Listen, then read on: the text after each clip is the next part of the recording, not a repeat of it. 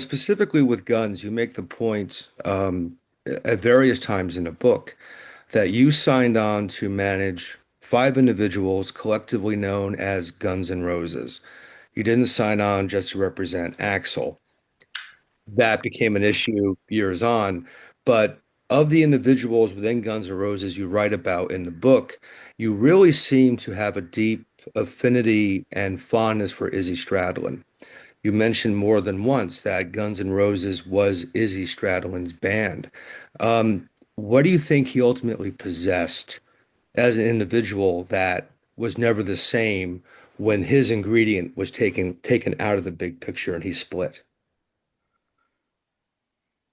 His unimpeachable, lyrical, streetwise vernacular, which to me is essential to rock and roll, because I would have to say still that I perceive rock and roll to be fundamentally a blue collar medium.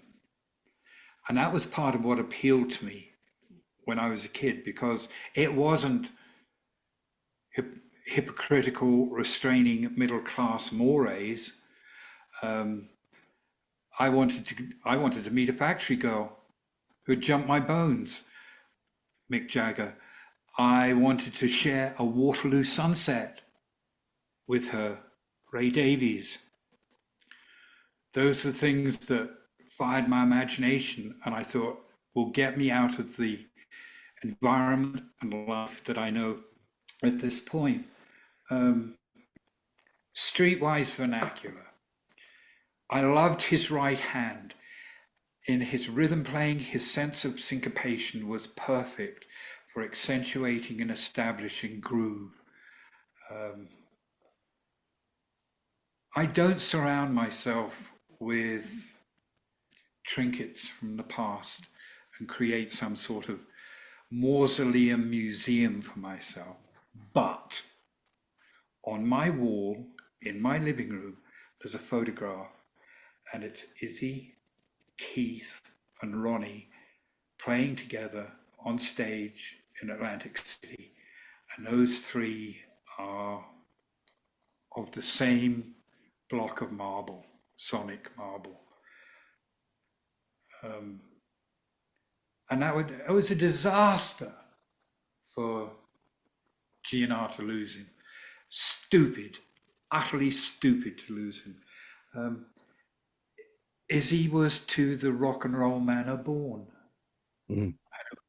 And in his style, in the way that he talked, in the way that he played guitar, in the way that he was sometime a dealer for Steven Tyler and Joe Perry and sold them smack.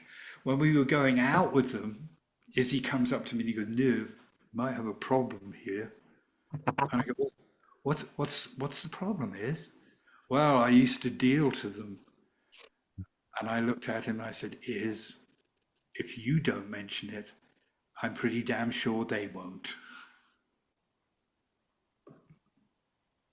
Right, right.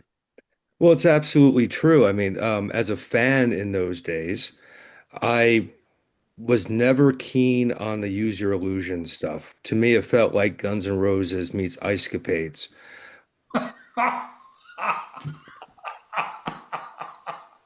Oh, that is sublime. That is incredible. Oh my God. I am going to have to get a clip of this and memorialize it forever. Ice capades. Um, well, it's actually the moment where we start to go into actual democracy. Mm, mm. Yet at And the same time, here's Izzy doing the Juju Hounds record. yeah, Flipped down, he's got Chalo Quintana on drums from the Plugs. You couldn't have a and better. Dylan.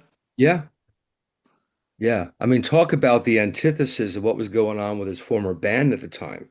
Yeah. I'm an Izzy guy, and that album absolutely made me an Izzy guy because for me, that was the rock and roll that that band, frankly, hasn't had since he's left it. And I would go further and say that the band lost its bounce with Adler. Yeah. What they lost when they lost Stevie was swing. Mhm. They haven't had a drummer who can play with swing since. They've had progression heavy hitters, drummers with heavy hands. And when I'm feeling um, a little bit cynical and unkind, I call them concrete hands. Mm, Now, Stevie, not the best drummer in the world, but he could play with a swing. And the other thing about Stevie was he loved being in that band so much that there was an incredible ebullience that came through him into his kit. And that informed his playing and the swing and the feel of those tracks. So losing him was that was tough. I thought we could get through with another drummer. Losing Izzy is that's when I go, okay, that's whatever it is from now. It's not the Guns N' Roses that I came to love. yeah. Losing Izzy was the worst thing that they could do, and an incredibly stupid thing to do.